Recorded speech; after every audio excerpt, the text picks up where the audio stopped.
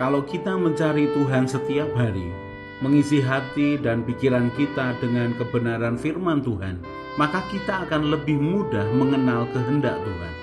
Kita akan lebih bisa mengalami hatinya, mengalami kehendaknya, mengalami didikannya, dan mengalami anugerah kasih-Nya.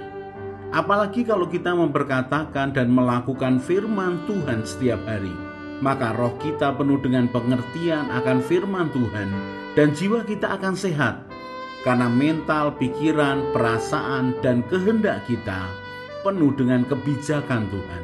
Mari kita merenungkan dan melakukan firman Tuhan setiap hari, supaya hidup kita sejalan dengan kehendak Tuhan, dan hidup kita memuliakan nama Tuhan. Ku ikuti panggilanmu, ku percaya.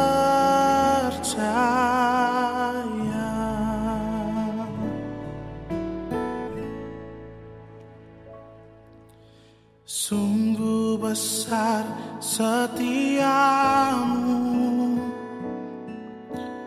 Kau nyatakan bagiku. Kau Bapa yang selalu mengerti isi hatiku. Tak peduli masa lalu, Engkau tetap memilihku. Ubahkan ku, sempurnakan jadi karya yang indah. Kemuliaan-Mu Kau janjikan, aku tetap percaya. Kini aku percaya, tiada yang mustahil bagimu. Kuasa-Mu kuatkanku, dasarku berharap. Ku percaya janji-Mu ajaib terukir dalam kehidupanku. Ku berserah di dalam kekuatan-Mu. Ku percaya.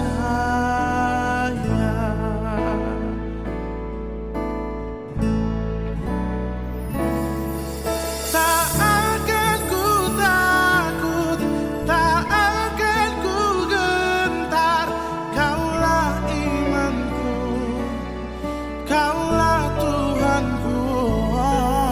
Tak akan ku ragukan kebaikan-Mu di hidupku.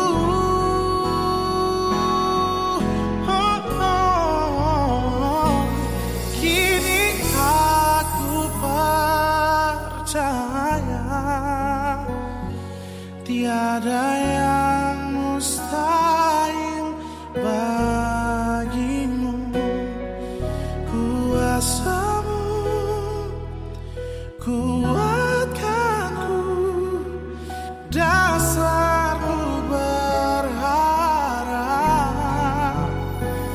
Ku percaya janji-Mu ajaib terukir dalam kehidupanku. Ku berserah di dalam kekuatan-Mu. Ku percaya. Ku berserah di dalam kekuatan-Mu. Ku kan setia sampai akhir hidup. Ku ikuti panggilanmu, ku percaya.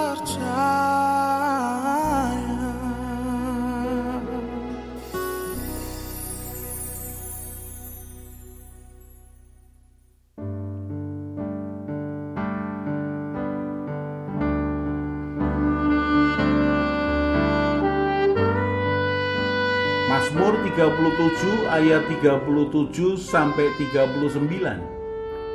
Perhatikanlah orang yang tulus dan lihatlah kepada orang yang jujur, sebab pada orang yang suka damai akan ada masa depan, tetapi pendurhaka akan dibinasakan bersama-sama, dan masa depan orang-orang fasik akan dilenyapkan.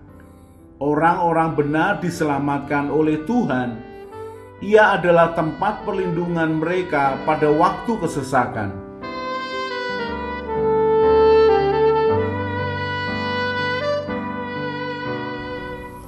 Sungguh menyenangkan ketika kita ini memiliki kesempatan untuk belajar dari orang-orang yang dekat dan dipakai Tuhan. Apalagi kalau kita ini bisa belajar dari tokoh-tokoh di Alkitab, dari awal hidupnya atau dari awal dia dipakai Tuhan sampai dengan matinya. Kita akan belajar bagaimana hamba-hamba Tuhan ini memiliki segala kecenderungan seperti manusia yang lain.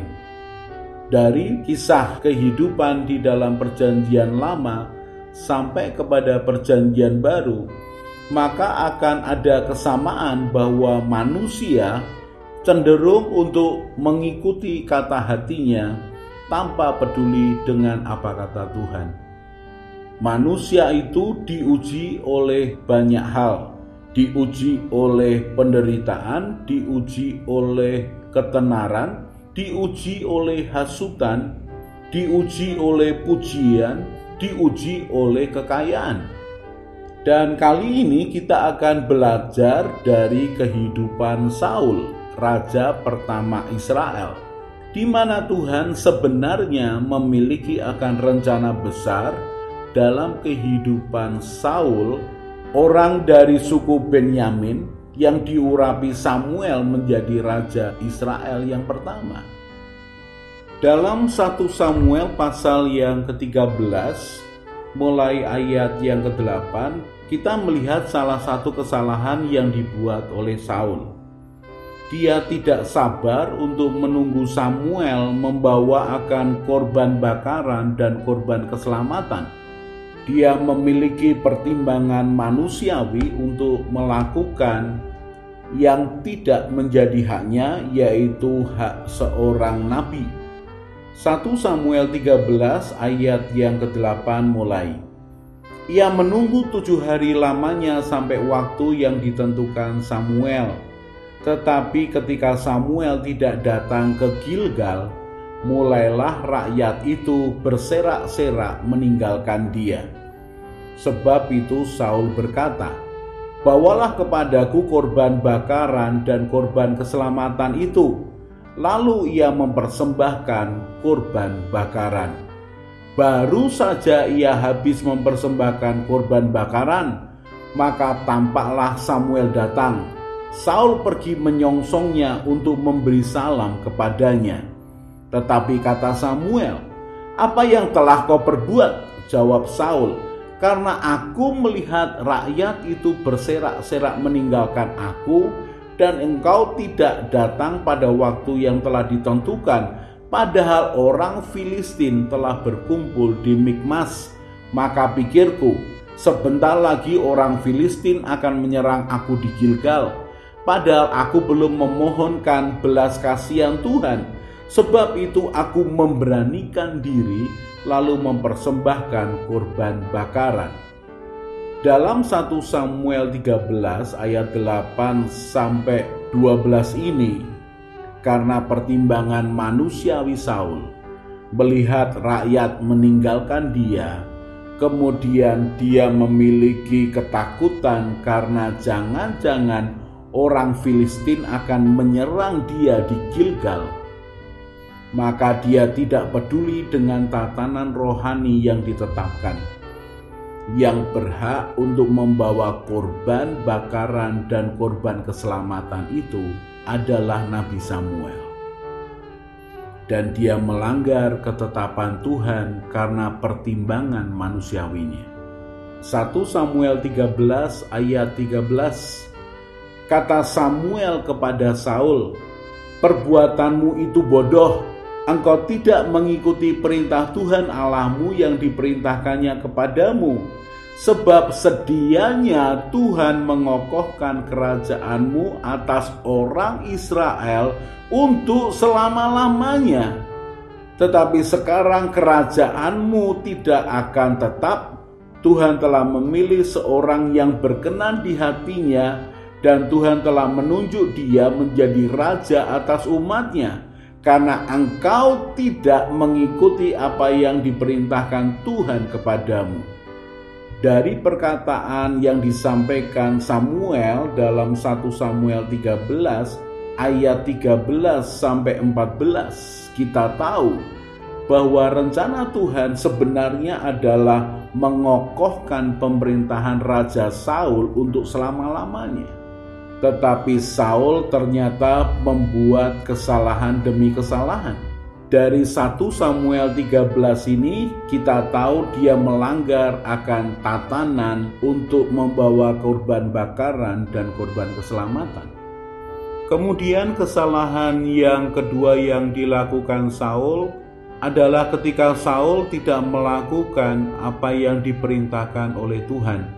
Saul memiliki pertimbangan sendiri, pertimbangan manusiawi atas orang-orang Amalek yang Tuhan perintahkan untuk ditumpas, tetapi Saul tidak melakukannya. 1 Samuel pasal yang ke-15 mulai ayat yang pertama. Berkatalah Samuel kepada Saul, "Aku telah diutus oleh Tuhan untuk mengurapi engkau menjadi raja atas Israel umatnya. Oleh sebab itu dengarkanlah bunyi firman Tuhan. Beginilah firman Tuhan semesta alam, aku akan membalas apa yang dilakukan orang Amalek kepada orang Israel, karena orang Amalek menghalang-halangi mereka ketika orang Israel pergi dari Mesir. Jadi pergilah sekarang, kalahkanlah orang Amalek, tumpaslah segala yang ada padanya, dan janganlah ada belas kasihan kepadanya. Bunuhlah semuanya, laki-laki maupun perempuan, kanak-kanak maupun anak-anak yang menyusu, lembu maupun domba, unta maupun keledai." Lalu Saul memanggil rakyat berkumpul dan memeriksa barisan mereka di Telaim. Ada 200.000 orang pasukan berjalan kaki dan 10.000 orang Yehuda. Setelah Saul sampai ke kota orang Amalek, disuruhnyalah orang-orang menghadang di lembah. Berkatalah Saul kepada orang Keni, "Berangkatlah, menjauhlah, pergilah dari tengah-tengah orang Amalek, supaya jangan kulenyapkan kamu bersama-sama dengan mereka.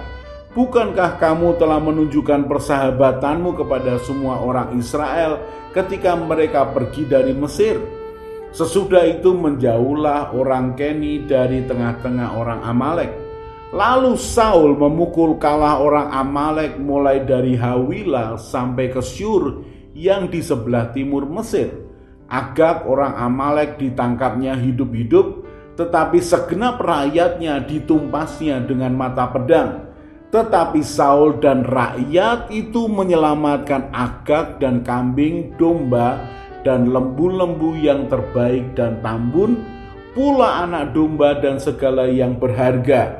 Tidak mau mereka menumpas semuanya itu, tetapi segala hewan yang tidak berharga dan yang buruk, itulah yang ditumpas mereka. Lalu datanglah firman Tuhan kepada Samuel demikian, "Aku menyesal karena aku telah menjadikan Saul raja, sebab ia telah berbalik daripada aku dan tidak melaksanakan firmanku." Maka sakit hatilah Samuel, dan ia berseru-seru kepada Tuhan semalam-malaman. Dari 1 Samuel 15 ayat 1 sampai dengan 11 ini, kita tahu bahwa Saul tidak melakukan tepat seperti yang diperintahkan Tuhan. Saul memiliki pertimbangan manusiawi untuk melanggar perintah Tuhan. Dan Tuhan berfirman kepada Samuel bahwa dia menyesal menjadikan Saul raja. Saul berbalik daripada Tuhan dan tidak melaksanakan perintah Tuhan. Kalau kita belajar dari awal bagaimana Saul dipilih untuk menjadi raja Israel, maka ada begitu banyak hal rohani, bahkan peperangan demi peperangan yang dimenangkan oleh Saul. Di awalnya Saul diurapi bahkan seperti kelompok-kelompok nabi, dan kemudian peperangan demi peperangan juga dimenangkannya. Tetapi di mata Tuhan, tetap Tuhan menginginkan supaya Saul melakukan seperti yang sudah difirmankannya. Kemudian hal yang membuat Saul gagal untuk kembali bertobat kepada Tuhan adalah karena rasa iri, dengki, dan kebenciannya kepada Daud menantunya. 1 Samuel pasal yang ke-18 ayat yang ke-5 mulai. Daud maju berperang dan selalu berhasil kemana juga Saul menyuruhnya, sehingga Saul mengangkat dia mengepalai para prajurit. Hal ini dipandang baik oleh seluruh rakyat dan juga oleh pegawai-pegawai Saul.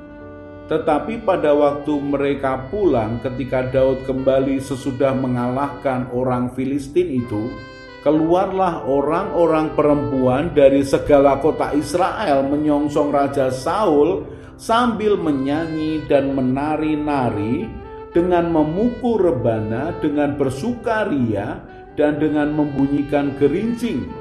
Dan perempuan yang menari-nari itu menyanyi berbalas-balasan. Katanya, Saul mengalahkan beribu-ribu musuh, tetapi Daud berlaksa-laksa. Lalu bangkitlah amarah Saul dengan sangat, dan perkataan itu menyebalkan hatinya, sebab pikirnya, kepada Daud diperhitungkan mereka berlaksa-laksa, tetapi kepadaku diperhitungkannya beribu-ribu. Akhir-akhirnya jabatan raja itu pun jatuh kepadanya. Sejak hari itu maka Saul selalu mendengki Daud. Rasa iri Raja Saul kepada Daud menantunya yang adalah panglima perang dipicu oleh perkataan para perempuan-perempuan yang menyambut mereka setelah mengalahkan orang Filistin. Dikatakan bahwa Saul mengalahkan beribu-ribu musuh, tetapi Daud mengalahkan berlaksa-laksa. Tetapi Daud mengalahkan berpuluh-puluh ribu musuh. Dibandingkan dengan apa yang dilakukan Daud, maka Saul kemudian menjadi marah, menjadi iri, dengki, dan kemudian ingin membunuh Daud. Orang yang marah dan benci bisa mengaburkan pandangannya dari fokus untuk melakukan kehendak Tuhan. Saul memulainya dengan diurapi oleh Samuel, mengalami akan hal-hal rohani, memimpin orang Israel dalam peperangan demi peperangan, tetapi kemudian melakukan kesalahan dengan melanggar perintah Tuhan tentang korban bakaran dan korban keselamatan.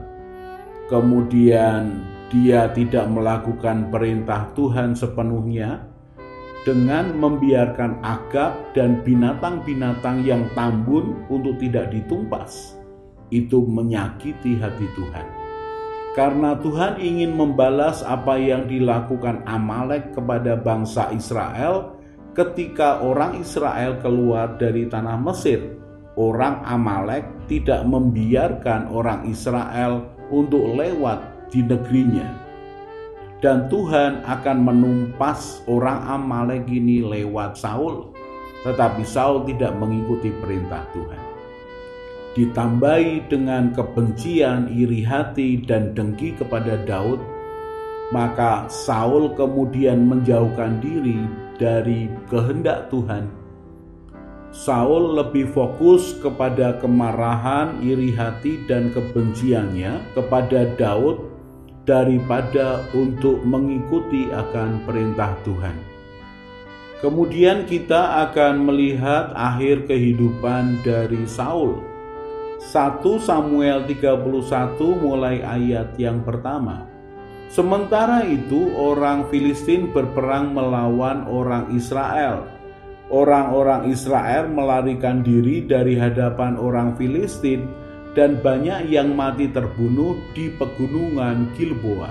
Orang Filistin terus mengejar Saul dan anak-anaknya dan menewaskan Yonatan, Abinadab, dan Malkisua, anak-anak Saul. Kemudian makin beratlah pertempuran itu bagi Saul. Para pemanah menjumpainya dan melukainya dengan parah. Lalu berkatalah Saul kepada pembawa senjatanya, "Hunuslah pedangmu dan tikamlah aku, supaya jangan datang orang-orang yang tidak bersunat ini menikam aku dan memperlakukan aku sebagai permainan." Tetapi pembawa senjatanya tidak mau karena ia sangat segan. Kemudian Saul mengambil pedang itu dan menjatuhkan dirinya ke atasnya. Ketika pembawa senjatanya melihat bahwa Saul telah mati, ia pun menjatuhkan dirinya ke atas pedangnya, lalu mati bersama-sama dengan Saul. Jadi Saul, ketiga anaknya dan pembawa senjatanya dan seluruh tentaranya sama-sama mati pada hari itu. Sungguh kisah hidup yang tragis yang dialami oleh orang pilihan Tuhan. Orang yang awalnya mengalami akan pengalaman rohani yang luar biasa, orang yang menerima janji Tuhan untuk memimpin kerajaan Israel sampai selama-lamanya dari keturunan kepada keturunannya, Saul ini menjadi orang yang kemudian menyingkirkan dirinya dari rencana Tuhan di dalam hidupnya. Melanggar ketetapan Tuhan, melanggar perintah Tuhan, kemudian terjebak dalam iri hati, benci, dan dengki kepada Daud, sehingga dia tidak fokus untuk bertobat dan mencari Tuhan, tetapi untuk memuaskan keinginan dagingnya. 1 Samuel 31 menunjukkan kematian Saul. Mari belajar untuk tetap setia melakukan kehendak Tuhan. Mari melakukan kehendak Tuhan tepat seperti apa yang tertulis di dalamnya. Mari singkirkan akan pertimbangan manusiawi untuk mengenapkan akan rencana Tuhan. Biarlah rencana Tuhan digenapkan dalam hidup kita dengan cara-cara ilahi yang Dia lakukan kepada kita. Mari jangan terjebak kepada iri hati, kebencian, dan dengki atas seseorang, karena ternyata iri hati, dengki, dan benci itu bisa menyisihkan kita dari rencana Tuhan yang baik di dalam hidup kita. Mari berseru-seru kepada Tuhan supaya Dia menjagai kita, supaya tetap setia melakukan kehendak-Nya dan menyenangkan hati-Nya. Mari segera bertobat dari iri hati, dengki, dan benci yang menjauhkan kita dari rencana Tuhan.